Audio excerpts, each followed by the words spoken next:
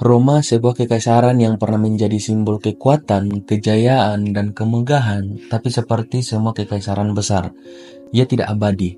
Nah, apa yang membuatnya bangkit? Dan yang lebih penting lagi, apa yang membuatnya runtuh? Dalam video kali ini, kita akan menjelajahi salah satu perjalanan sejarah terbesar dalam peradaban manusia, yaitu bangkit dan jatuhnya kekaisaran Romawi. Namun sebelum itu, jika teman-teman baru pertama kali melihat video ini atau channel ini, jangan lupa dukung channel ini dengan menekan tombol subscribe, like, komen, dan nyalakan notifikasinya, supaya teman-teman semua tidak ketinggalan pembahasan-pembahasan menarik di channel Angga Official ini.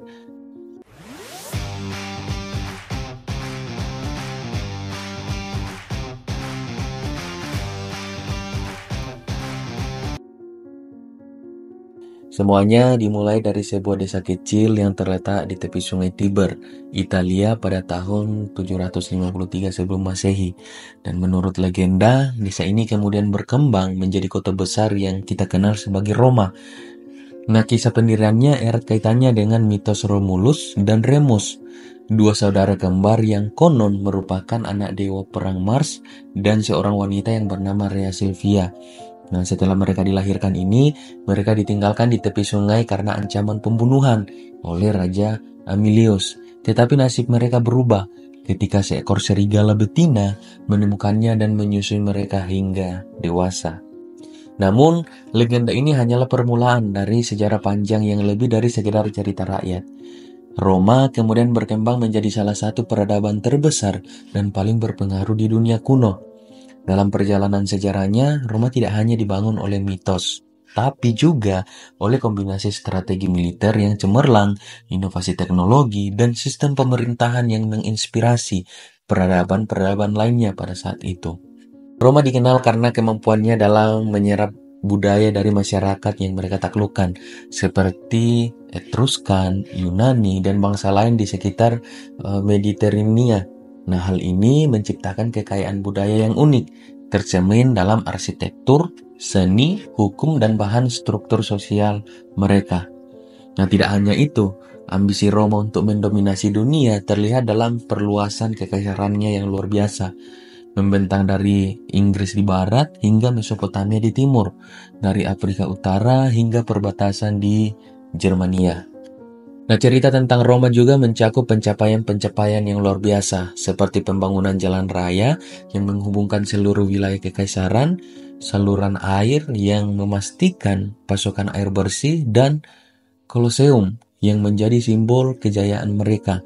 Nah, dengan pemerintahan yang dipimpin oleh tokoh-tokoh besar seperti Julius Caesar, Augustus, dan Marcus Aurelius, Roma menjadi pusat kekuatan, inovasi, dan budaya yang tak tertandingi selama berabad-abad. Nah, pada abad kedua Masehi, di bawah pemerintahan Kaisar Trajan, Kekaisaran Romawi mencapai puncak kejayaannya. Di masa ini, Romawi tidak hanya menjadi pusat kekuatan politik dan militer, tetapi juga simbol peradaban yang paling maju di dunia kuno. Wilayah kekaisarannya membentang sangat luas, mencakup hampir seluruh dunia yang dikenal oleh bangsa Eropa saat itu. Dari Inggris di barat hingga membentang ke Hadrian yang menjadi batas utara kekuasaan Romawi, hingga Mesopotamia di timur yang sekarang mencakup wilayah Irak modern. Kemudian juga ada di selatan, kekaisaran menjangkau hingga Mesir, pusat perdagangan dan kebudayaan kuno serta meliputi seluruh pesisir Afrika Utara. Nah, keberhasilan ini tidak lepas dari kepemimpinan Trajan yang dikenal sebagai salah satu kaisar yang paling cemerlang dalam sejarah Romawi. Di bawah kepemimpinannya ini, Roma tidak hanya memperluas wilayahnya melalui penaklukan, tetapi juga memastikan stabilitas dan kesejahteraan di wilayah yang ditaklukkannya itu. Nah, pembangunan infrastruktur menjadi salah satu kunci kesuksesan ini. Jaringan jalan Romawi yang dirancang dengan presisi dan ketahanan, menghubungkan seluruh penjuru kekaisaran pada saat itu. Jalan-jalan ini memungkinkan komunikasi yang cepat, pergerakan pasukan yang efisien, dan perdagangan yang lancar di antara berbagai provinsi pada saat itu. Nah, mungkin kita tidak terlalu asing dengan salah satu ungkapan yang terkenal, yaitu banyak jalan ke Roma, atau semua jalan menuju ke Roma. Ini bukanlah sekedar pepatah, melainkan kenyataan yang mencerminkan kehebatan logistik Kekaisaran Romawi. Sistem jalan ini dirancang dengan sangat maju untuk ukuran zamannya, dilapisi dengan batu-batu besar dan memiliki drainase yang memastikan daya tahannya. Nah, beberapa di antaranya bahkan masih digunakan hingga saat ini. Nah, selain itu, kota Roma menjadi pusat dunia kuno, menarik perdagangan, seniman, filsuf, dan pejabat dari berbagai belahan kekaisaran.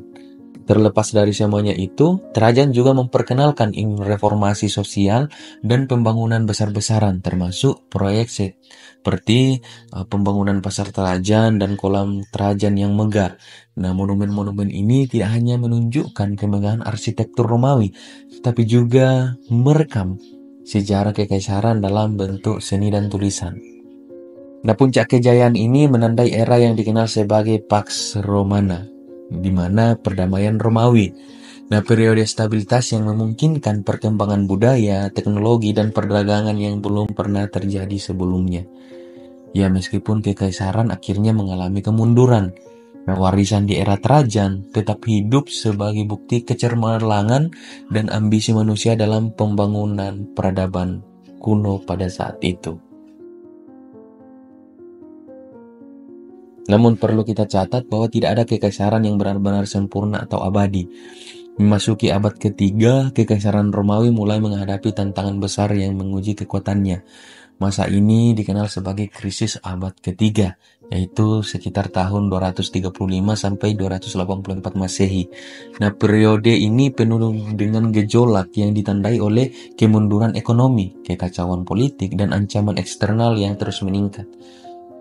Nah, retakan yang sebelumnya kecil dalam fondasi kekaisaran ini kini mulai terlihat jelas, menandai awal dari kemerosotan kekaisaran yang pernah berjaya ini.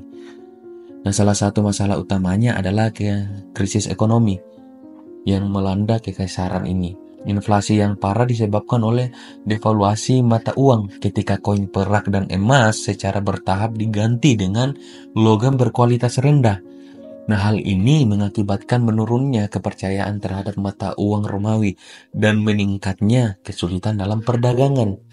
Nah, selain itu, kekaisaran menghadapi masalah distribusi sumber daya yang tidak merata, dengan provinsi-provinsi tertentu menanggung beban pajak yang berat, sementara yang lain itu menikmati perlindungan yang lebih besar. Nah, kekacauan politik ini juga menjadi masalah yang serius. Kekaisaran mengalami apa yang dikenal sebagai kekaisaran tentara, di mana jenderal-jenderal militer sering merebut kekuasaan melalui kekuatan, menggulingkan kekaisaran sebelumnya. Dalam periode 50 tahun, lebih dari 20 kaisar naik dan turun tahta, sebagian besar melalui pembunuhan atau penggulingan paksa. Nah, instabilitas ini melemahkan otoritas pusat dan membuat kekaisaran sulit untuk mengelola wilayah yang luas. Dan sementara itu, serangan dari luar semakin sering dan semakin merusak. Suku-suku barbar seperti Goth, Vandal, Alamania mulai menembus perbatasan kekaisaran, menyerang kota-kota dan desa-desa di sepanjang wilayah perbatasan.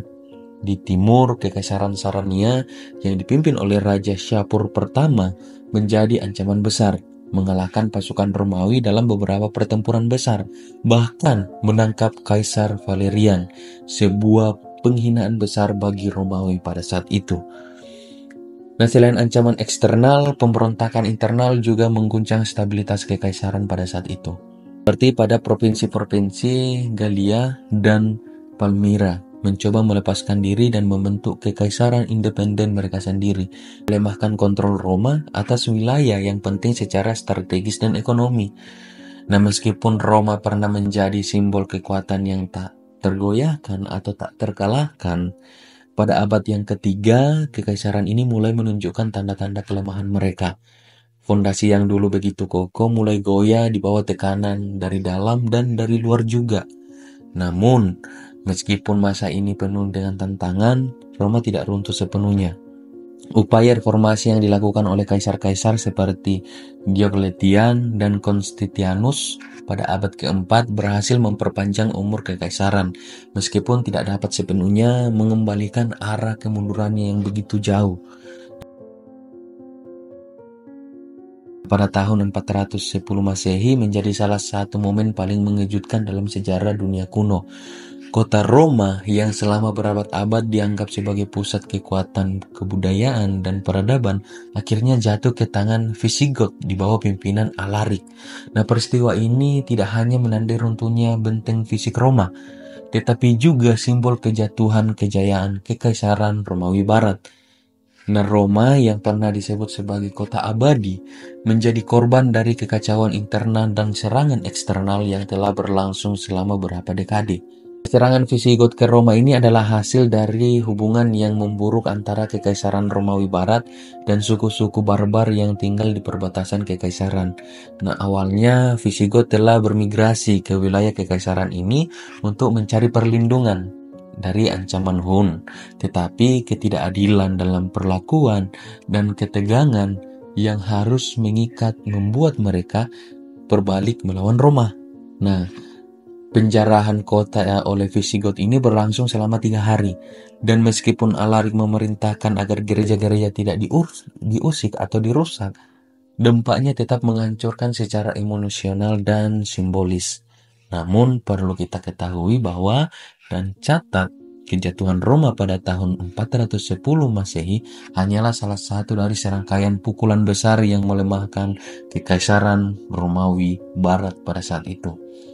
Krisis ekonomi, korupsi politik, dan tekanan militer dari berbagai suku barbar lainnya, termasuk Vandal, Hun, dan Ostrogoth, semakin memperburuk situasi.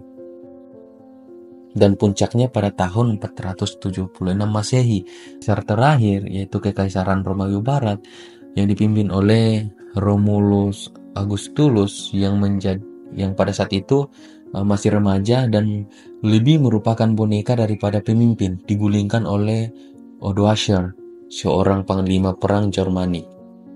Nah, penggulingan Romulus Augustulus ini menandai akhirnya resmi Kekaisaran Romawi Barat, sebuah peradaban yang telah bertahan selama lebih dari 1000 tahun. Odoacer tidak mengambil gelar kaisar pada saat mereka menghancurkannya, tetapi menyatakan dirinya sebagai Raja Italia, menandai transisi dari kekuatan dan kekuasaan Romawi di era kerajaan-kerajaan barbar di Eropa Barat pada saat itu. Nah, meskipun Kekaisaran Romawi Timur yang dikenal sebagai Kekaisaran Bizantium ini tetap berdiri selama hampir 1000 tahun setelah itu, dan runtuhnya Kekaisaran Romawi Barat memiliki dampak besar. Eropa memasuki periode yang dikenal sebagai abad ke-8, di mana otoritas terpusat runtuh, perdagangan menurun, dan kemajuan teknologi melambat. Namun warisan Roma tetap hidup melalui hukum, bahasa, dan arsitektur, dan sekaligus juga budaya yang terus mempengaruhi dunia hingga saat ini. Nah, peristiwa tahun 410 Masehi dan 476 Masehi menjadi pengingat akan betapa rapuhnya bahkan kekaisaran yang paling kuat sekalipun ketika dihadapkan pada tekanan internal dan eksternal yang tak tertahankan. Nah, sementara itu, Kekaisaran Romawi Timur yang dikenal sebagai Kekaisaran Bizantium bertahan selama hampir 1000 tahun lagi, ya. Tapi kejayaan Roma ini yang aslinya sudah berakhir pada saat diserang. Apa yang bisa kita pelajari dari kebangkitan dan kejatuhan Romawi ini? Bahkan kekuatan yang luar biasa membutuhkan fondasi yang kokoh.